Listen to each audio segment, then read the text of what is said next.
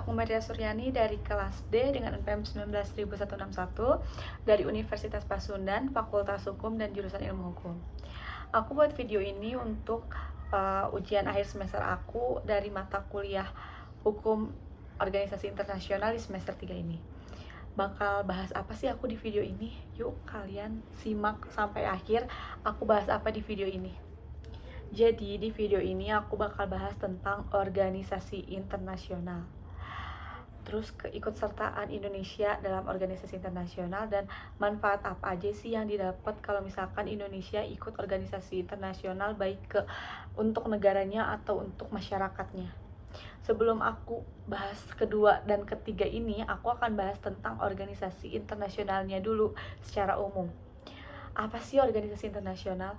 Organisasi internasional adalah sebuah organisasi yang dibentuk oleh masyarakat internasional dari beberapa negara secara sukarela atas dasar dan tujuan yang sama. Apa sih tujuannya? Tujuannya itu menciptakan tata hubungan internasional yang lebih baik dalam aspek ekonomi, politik, sosial budaya, ilmu pengetahuan, dan sebagainya. Lalu apa sih yang dibahas dalam cakupan organisasi internasional ini? Organisasi internasional ini mempunyai dua cakupan, ada yang arti luasnya dan ada yang arti sempitnya. Dalam cakupan yang arti luasnya itu, organisasi internasional membahas tentang organisasi publik, organisasi private, organisasi regional, organisasi subregional, dan ada organisasi yang bersifat universal. Namun apa sih yang secara sempitnya ini? Secara sempitnya ini cakupan organisasi internasional hanya berpaku pada organisasi publik, contohnya seperti PBB, UPEC, ASEAN, dan sebagainya. Dengan terbentuknya organisasi internasional ini pasti mempunyai fungsi dong, pasti. Organisasi internasional ini mempunyai 8 fungsi. Yang pertama ada fungsi artikulasi dan agregasi, bahwa organisasi internasional ini dapat dijadikan sebuah forum diskusi dan negosiasi sehingga setiap anggota bisa menjalankan proses artikulasi dan agregasi kepentingan negaranya dalam konteks hubungan internasional. Yang kedua ada fungsi norma, bahwa organisasi internasional dapat menetapkan nilai dan prinsip-prinsip kemanusiaan yang wajib dipatuhi, tetapi tidak hanya oleh negara anggota, tetapi oleh seluruh dunia. Lalu ada fungsi rekrutmen, bahwa organisasi internasional juga memiliki fungsi penting dalam merekrut partisipan dalam perpolitikan internasional. Lalu yang keempat ada fungsi sosialisasi. Fungsi sosialisasi sebuah organisasi internasional dilakukan dengan cara mentransfer nilai-nilai tertentu kepada seluruh anggotanya yang dijalankan secara sistematis. Yang kelima ada fungsi pembuatan keputusan. Keputusan yang dibuat oleh organisasi internasional ini biasanya ditetapkan dengan mempertimbangkan merujuk pada tindakan masa lalu, perjanjian, dan sebagainya. Lalu yang keenam, ada fungsi pengesahan peraturan, bahwa organisasi internasional juga berfungsi mengesahkan berbagai macam aturan yang diberlakukan dalam sistem internasional berkaitan dengan lembaga kehakiman yang memiliki fungsi yudikatif. Lalu yang ketujuh ada fungsi informasi, bahwa setiap negara anggota organisasi internasional ini memiliki peran yang sama dalam mencari, mengumpulkan, mengolah, dan menyebarkan informasi dalam rangka kepentingan umum. Dan yang terakhir ini ada fungsi operasional. Dalam organisasi PBB, terdapat beberapa organisasi yang menjalankan fungsi operasionalnya. Contohnya seperti UNICEF. UNICEF ini adalah suatu organisasi yang menaungi mengenai perlindungan anak. Dan ada UNHCR. Ini adalah mengatasi masalah pengungsi. Selain itu juga ada organisasi internasional dengan fungsi pendanaan seperti World Bank atau Bank Dunia. Lalu selain fungsi, organisasi internasional juga mempunyai tujuan. Apa sih tujuannya? Organisasi internasional dibentuk dengan tujuan mewujudkan dan memelihara perdamaian dunia serta menjaga keamanan internasional, dan berperan aktif dalam upaya meningkatkan kesejahteraan dunia maupun negara-negara anggotanya. Apa sih contoh organisasi internasional? Organisasi internasional di dunia itu banyak. Contohnya ada PBB. PBB ini adalah wadah untuk mendorong kerjasama internasional. Ada ASEAN. ASEAN ini hanya meliputi Asia Tenggara aja. yaitu untuk menciptakan kawasan Asia Tenggara yang damai, aman, stabil, dan sejahtera. Lalu ada IMF. IMF ini adalah Dana Moneter Internasional. Lalu yang selanjutnya ada OPEC. OPEC ini adalah negosiasi masalah-masalah mengenai produksi, harga, dan hak konsesi minyak bumi dengan perusahaan-perusahaan minyak yang ada di dunia. Lalu ada APEC. APEC ini menaungi masalah ekonomi di Asia Pasifik. Lalu ada WHO. WHO ini adalah organisasi yang menaungi tentang kesehatan dunia. Lalu ada WTO. WTO ini organisasi yang menaungi masalah perdagangan di dunia. Ada NATO, ada Uni Eropa, dan masih banyak organisasi internasional yang ada di dunia. Dan sekarang kita masuk ke poin 2, yaitu peran dan keikutsertaan Indonesia dalam organisasi internasional. Indonesia banyak banget ikut serta dalam organisasi internasional dan pastinya berperan aktif dalam organisasi internasional tersebut. Di sini aku akan sebutin beberapa contoh organisasi internasional yang di dalamnya ada peran Indonesia dan Indonesia ikut bergabung dalam organisasi internasional tersebut. Yang pertama ada PBB atau Perserikatan Bangsa-Bangsa. Indonesia menjadi anggota PBB ke-60 pada tanggal 28 September 1950. Dan tahun 1965 Indonesia sempat keluar dikarenakan alasan politik. Tetapi Indonesia bergabung lagi di PBB pada tahun 1966.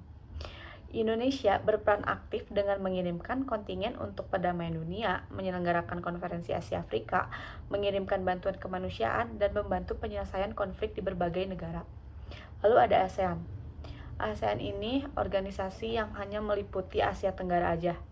Indonesia menjadi salah satu negara pelopor didirikannya ASEAN pada tanggal 8 Agustus 1967 di Bangkok, Thailand.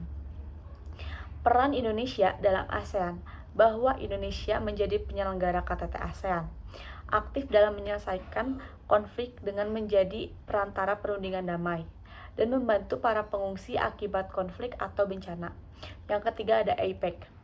APEC ini adalah kerjasama ekonomi Asia Pasifik. Indonesia menjadi anggota APEC pada tahun 1989. Indonesia berperan aktif dalam APEC, bahwa Indonesia pernah menjadi ketua APEC, menjadi tuan rumah KTT APEC, menjadi perumus Bogor Declaration, dan menjadi anggota G20. Lalu ada UNESCO. UNESCO ini organisasi yang menaungi pendidikan, keilmuan, dan kebudayaan. Indonesia menjadi anggota UNESCO pada tanggal 27 Mei 1950. Peran Indonesia di UNESCO, bahwa Indonesia mengatasi kesulitan finansial yang dialami UNESCO, dan Indonesia terpilih menjadi badan eksekutif periode 2017 sampai 2021. Lalu ada OKI atau Organisasi Kerjasama Islam. Indonesia merupakan salah satu negara yang menghadiri konferensi di Rabat pada tahun 1989 yang melahirkan OKI atau Organisasi Kerjasama Islam. Indonesia berperan penting dengan memelopori gagasan tata informasi baru dunia Islam, menjadi ketua Committee of Six, menjadi tuan rumah KTT tingkat menteri, dan membantu perdamaian negara-negara Islam di dunia yang bersengketa. Lalu yang terakhir ada UNICEF. UNICEF ini adalah suatu organisasi yang mendanai anak-anak, memberikan bantuan kemanusiaan dan perkembangan kesejahteraan jangka panjang kepada anak-anak dan ibunya di negara-negara berkembang. Indonesia bergabung dengan UNICEF pada November 1966. Indonesia bisa bekerja sama dengan UNICEF dalam berbagai bentuk program. Program apa aja sih?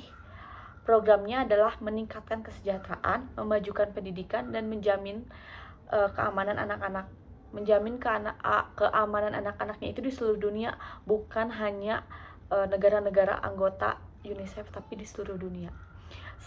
Selain yang aku sebutin tadi di atas, Indonesia masih banyak lagi ikut organisasi internasional. Ada WTO, WHO, AFTA, G20, FAO, OPEC, ILO, FAO, dan sebagainya.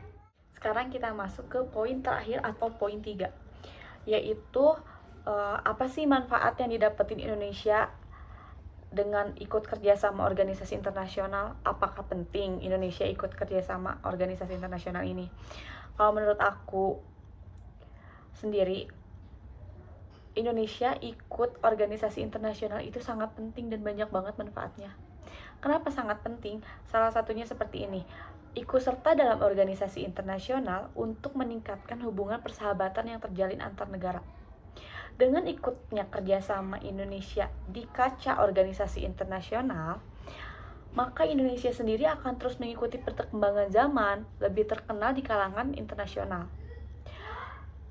Lalu, dampak organisasi internasional bagi Indonesia itu apa? Organisasi internasional bagi Indonesia berdampak terhadap beberapa sektor. Bukan beberapa lagi sih, tapi berbagai sektor. Di antaranya, dalam pengembangan manusia atau people development, pertahanan dan keamanan, kesehatan, ekonomi, militer, pendidikan, sosial budaya, dan ilmu pengetahuan, serta ilmu teknologi yang semakin sini semakin canggih, semakin berkembang. Contohnya nih ya, seperti keikutsertaan Indonesia dalam Asia Pacific Space Cooperation Organization. Indonesia dengan mengikuti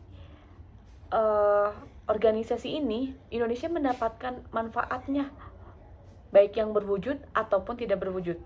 Lalu dengan Indonesia mengikuti WHO, WHO ini banyak memberikan dukungan kesehatan di Indonesia. Contohnya, pada saat Indonesia mengalami flu burung, virus flu burung. Nah, WHO ini ikut menangani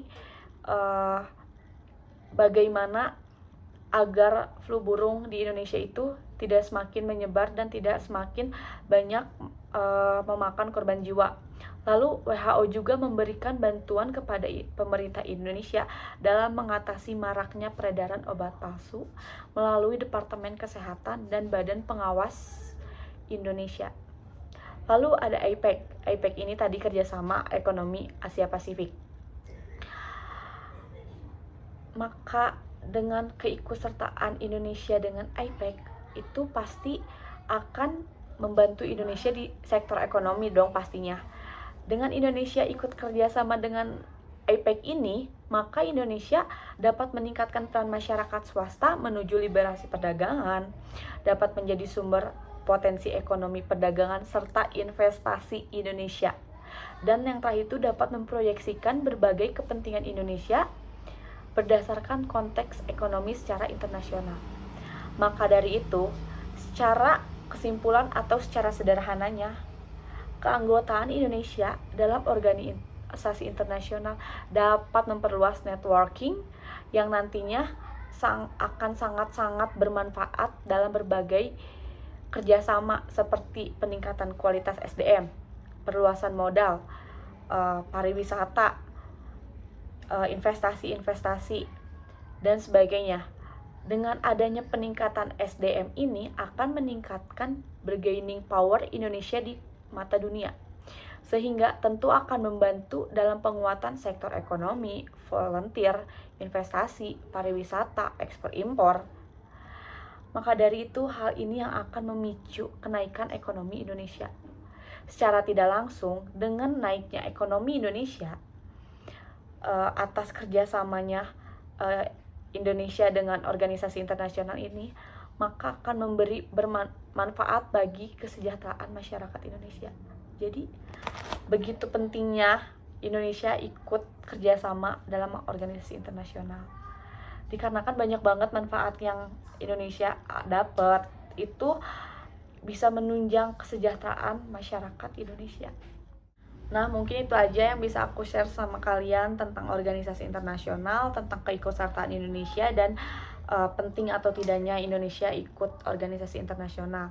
Semoga bermanfaat bagi kalian, dan mohon maaf apabila ada kesalahan dalam penyampaian ataupun kurang jelasnya materi yang saya sampaikan. Saya ucapkan terima kasih. Wassalamualaikum warahmatullahi wabarakatuh.